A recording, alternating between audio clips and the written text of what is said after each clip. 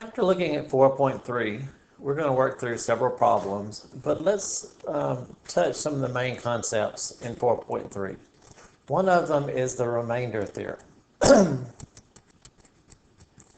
Remember that when we do division, if we take two things and divide them, then you can rewrite,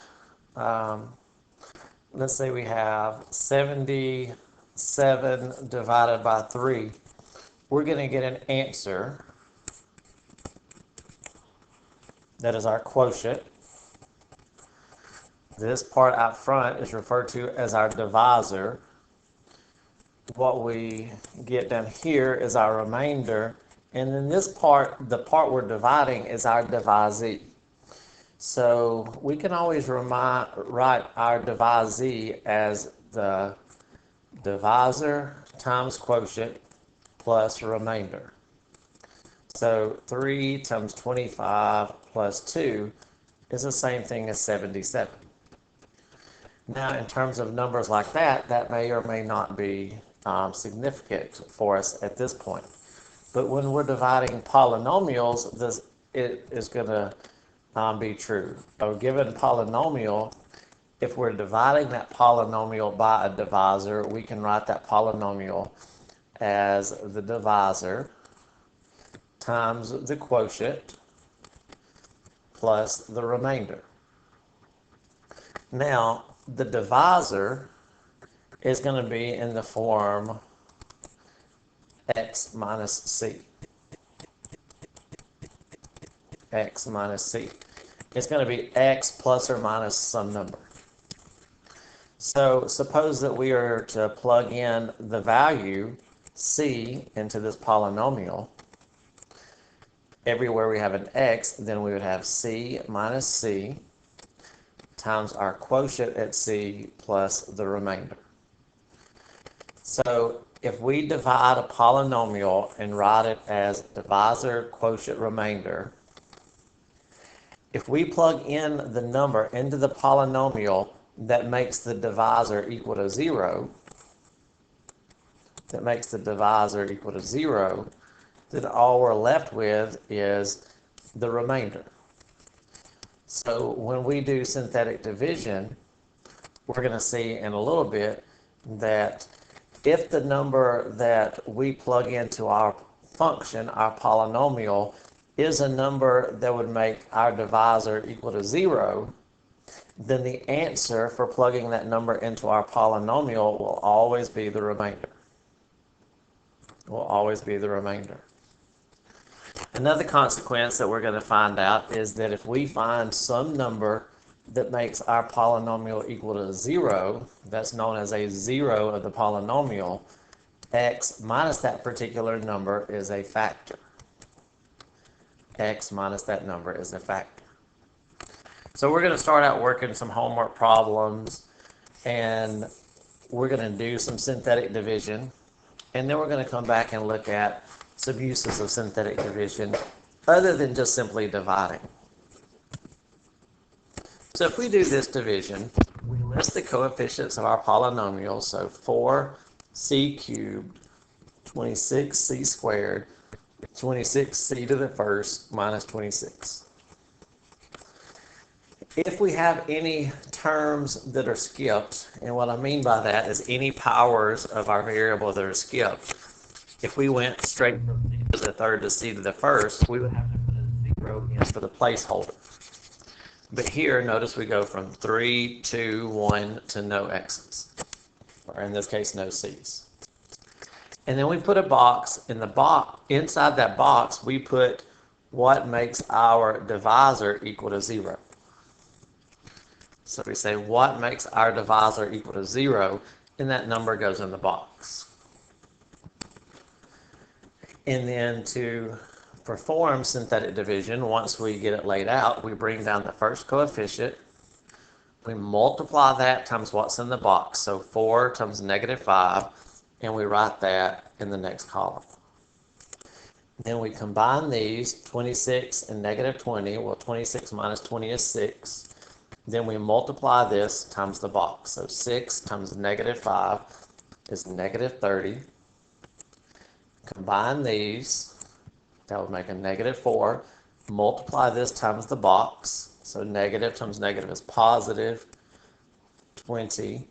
Combine those and we get -6. When we get to the last column, that value is the remainder. The rest of this is the quotient. The last number is just a number, it's our constant. This is the coefficient of, in this case, our variable is c, so that's the coefficient of c to the first, and that's the coefficient of c to the second. So the very, very last number is our remainder, then our constant, then our coefficient of the first power, coefficient of the second power. So our quotient is 4c squared plus 6c to the first minus 4. And that's our quotient. And our remainder is -6.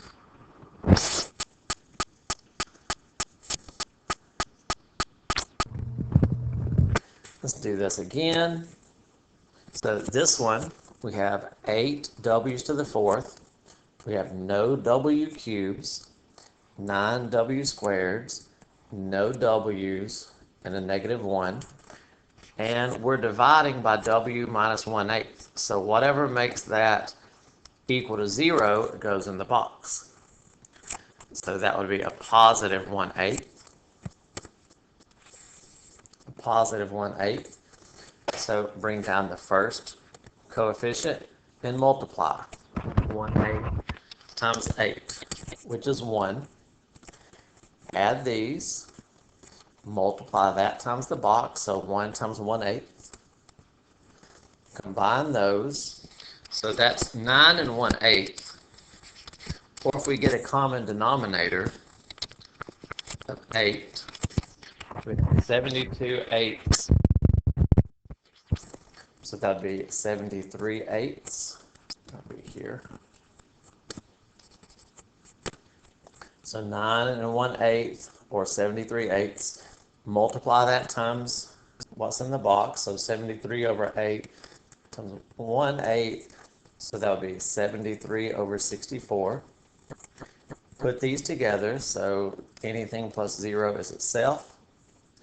Multiply that times what's in the box, so 73/8, 73/64 times 1/8, that'd be 73/64 times 8, 512. And then we put those together. So let's call that 73/512 minus 1, or in terms of our common denominator, 1 can be written as anything over itself. So 512/512 is 1. So that gives us a 512 on bottom as our common denominator, and on top, 73 minus 512 is -439.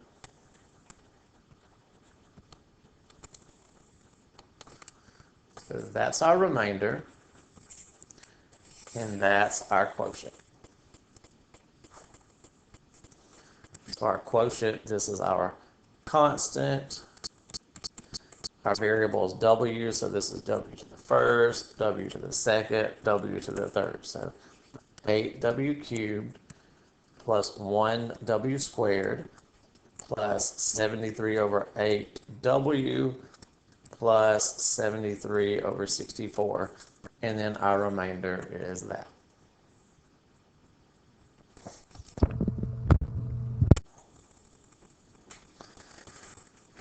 So this time we want to use synthetic division to find these values. So our function, our polynomial, is x to the fourth minus 16. So what we're going to do is we're going to consider that in terms of division as our divisor. So we have 1x to the fourth, no x cubes, no x squared, no x's, and a -16. And if we're wanting to evaluate our function at 1, we're going to put a 1 in the box. This is equivalent to dividing by x minus 1. Notice if we were dividing by x minus 1, a 1 is the number that would go in the box, because 1 is what would make that 0.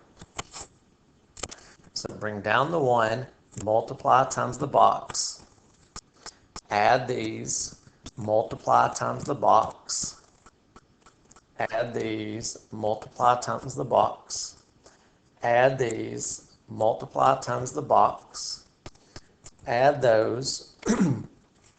And this last number is our remainder, and it turns out that's also going to be the answer if we were to plug 1 into our function. Now let's see why that's the case. By doing this synthetic division, remember, if this is our divisee, we said that we can rewrite our divisee as our divisor times the quotient, which our quotient is all of that. So that would be x cubed plus x squared plus x plus 1 plus our remainder. So divisor, quotient, remainder. So this is equivalent to the divisee we started out with. If we were to evaluate our function, we could do it in this original form, but since this is equivalent to the original form, if we evaluate our function at 1, what's significant about 1? 1 is the value that makes our divisor 0. Well, regardless of what that quotient is, 0 times that quotient is 0. So our remainder tells us the answer when we plug that number into our function. So depending on what number gets plugged in here, we can rewrite our function as our divisor times our quotient. This number is always going to be what makes the divisor equal to 0. So if we plug this number into our function, 0 times anything is 0, and we're left with just the remainder. So that's what we get if we plug a 1 in. Now let's plug in a negative 1.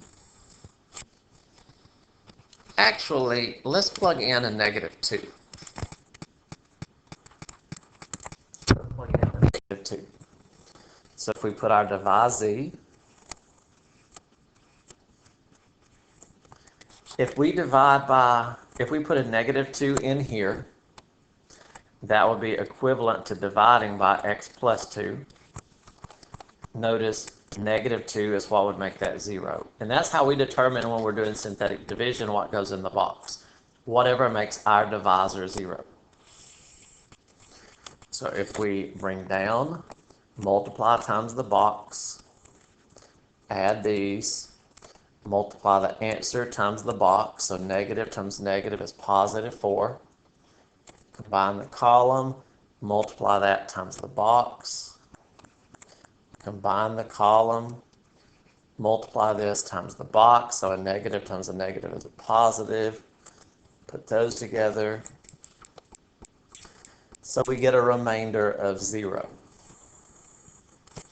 So our function, which is x to the 4th minus 16, can also be stated as our divisor times this quotient plus a remainder of 0. So if we substitute negative 2 into our function,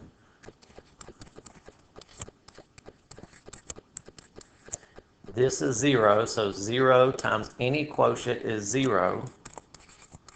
So that remainder, which in this case is 0, is the answer to plugging negative 2 into our function. So this is always going to work. Whatever number is in that box, since that makes the divisor equal to 0, and our function can be written as the divisee, or the divisor times quotient plus remainder, if this number makes the divisor 0, then that is 0. So the answer for plugging that number into our function is just the remainder.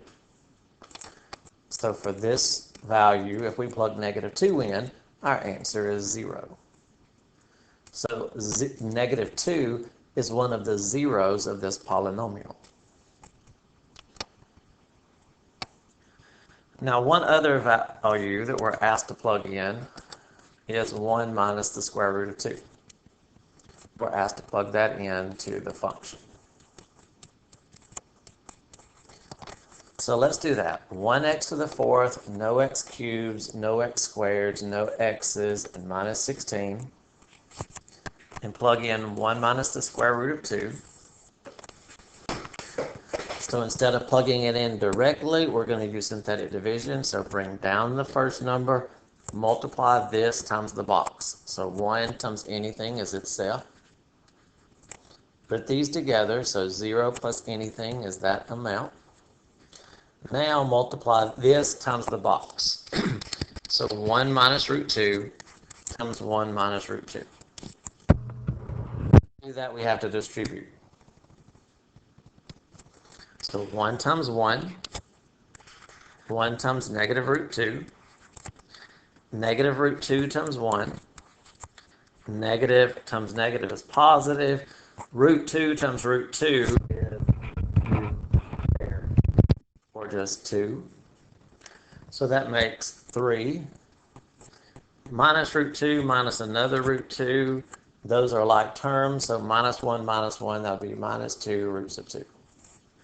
So 1 plus 2 is 3, minus 1 is minus 2 roots of 2.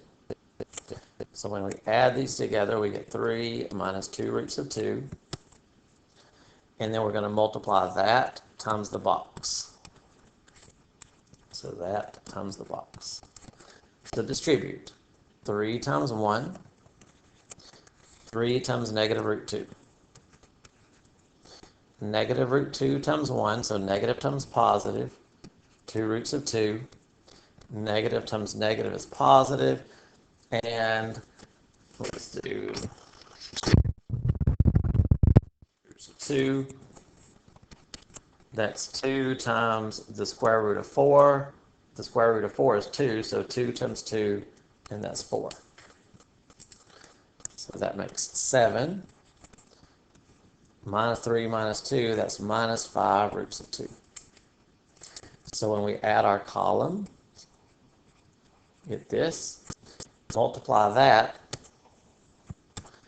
times what's in the box. So that times the box,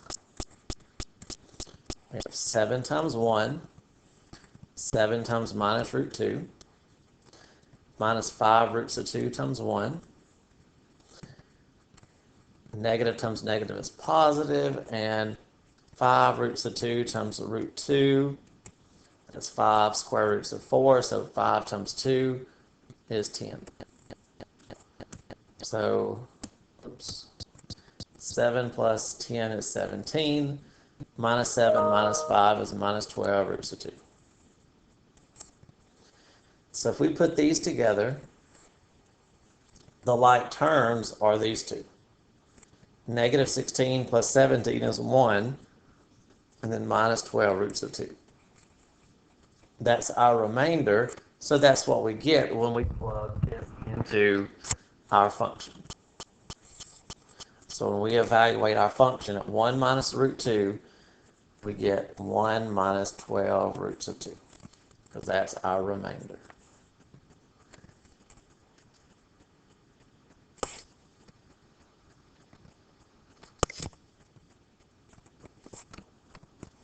We can also use synthetic division with imaginary numbers. So if we list our coefficients, 1, negative 3, 16, and negative 48. If we're wanting to plug this number into our function, this time it says see if it's a 0 of the polynomial. So it's wanting to see if we plug 2i into our function, does that make it 0? Well, if we do synthetic division to accomplish that, we list our coefficients, put the x value that we're wanting to plug in here, bring down, multiply, combine these, so that's a negative 3 and a plus 2i. If we multiply these together, we're going to do 2i times negative 3 plus 2i. So multiply these together, that's minus 6i. That makes 4i squared. And remember, I squared is negative 1. So that's 4 times negative 1. So we get a negative 4, and then we get a minus 6i. Negative 4, because 4 times negative 1 is negative 4, and then our minus 6i. So if we combine like terms here, we have a 16 and a minus 4, which is 12. There's not a like term to go with the I, so we bring it down. Now we do that times the box. So 2i times 12 minus 6i. So distribute. 2i times 12 is 24i. Multiply there, that's minus 12i squared. Remember, I squared is negative 1. So negative 12 times negative 1 is positive 12. So that's 12 plus 24i. If we combine like terms here, negative 48 plus 12, those are opposite signs, so subtract. Take the sign of the larger. Bring the 24i down. No other terms, so that's our remainder. So if we plug 2i into that function, we get this, not 0.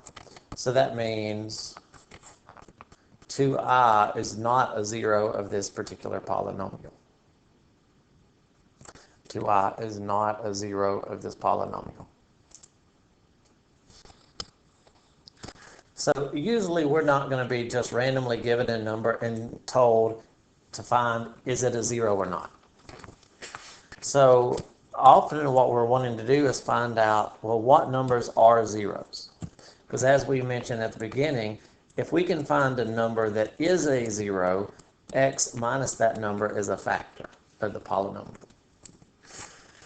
So we're going to use synthetic division because if we were to do a race, if I said plug 1 into this function directly, and then I said tell someone else plug 1 into this doing synthetic division, it might be close on who wins. But if we plug other numbers like a 2 or 3, it's much faster to plug numbers into here with synthetic division than directly. Also, once we find a number that is a 0, then we're able to write this as the divisor times quotient plus remainder. And if our remainder is 0, all we're left with is the divisor and the quotient, and that's a factored form. If the remainder is not 0, then that would not be considered to be factored. But if our remainder is 0, then that breaks our function into two factors, the divisor and the quotient. So let's start with 1 and see if 1 is going to be a 0 of this polynomial. So we have 1x cubed, negative 11x squared, 23, 35. So if we check to see if 1 is a 0, we bring down the first coefficient, multiply, add, multiply, add, multiply, and that does not make it 0. It turns out that if we plug in a 1 to our function, we get 48, not 0. So let's try again. This time let's try a negative 1. So I'm just going to change this. 1, so bring down, multiply times the box, add those, multiply times the box, add those, multiply times the box, and notice that makes our function 0. So when we plug a negative 1 into our function, we get 0, which means x, be careful here, x minus that number is a factor. So x plus 1, which is our divisor, that is a factor polynomial. Note our divisee can be rewritten as the divisor times the quotient, constant x squared, so 1x squared minus 12x plus 35. And since we don't have a remainder, there's nothing to add. Notice this is a factored form because it's a product with nothing added on the outside. Once we get to the point where it's factored and we have a quadratic here, then we can see if it factors directly. Let's see if that factors directly. So if it does, it would factor as x and x. If this is positive, we need to either plus, plus, or minus, minus. So for us, we need minus, minus, and we need the numbers that multiply to make 35, add to make 12. So 5 times 7 is 35, 5 plus 7 is 12. So if you remember from factoring, that is how that trinomial factors. So these are the factors of that function. Our original polynomial completely factors to this. If it wants to know specifically what are all of the zeros, well, -1 makes the first factor 0, 5 makes the next factor 0, 7 makes the third factor 0. So those are the zeros. These are the factors of that polynomial.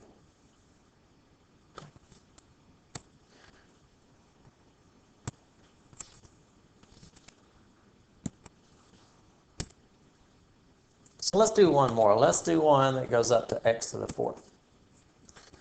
So we're going to begin by trying to find out what number makes our function 0. We'll use synthetic division.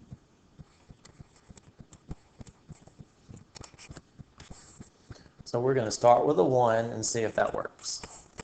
So bring down, multiply, add these, multiply, add, multiply, add, multiply, and that doesn't work. That doesn't make our function equal to 0. I always like to go back and make sure I didn't make any simple mistakes there. So 1 didn't work. So now let's try -1. So bring down, multiply, add those, multiply, 2, multiply, add those, multiply. That doesn't work either. So 1 doesn't work, -1 doesn't work.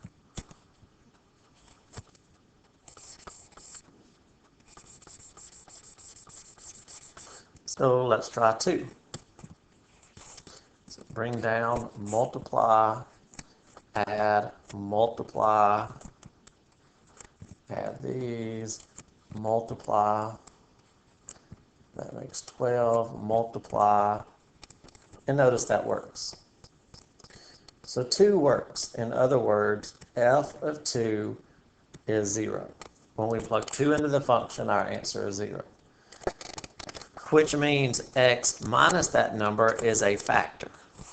And our function can be rewritten as that divisor times the quotient. So this is our number, x squared, x cubed. So 1x cubed minus x squared minus 8x plus 12. So far we're able to break our function down to this product. Notice we didn't do divisor times quotient plus remainder because our remainder is 0. Now, this is not a quadratic yet, so we're not going to factor it directly. We're going to continue to find out, well, what would make that part 0? So bring down our coefficients and plug numbers into there. Now, let's think about this. If the number 1 made that part 0, if number 1 made that part 0, then 0 times anything would be 0.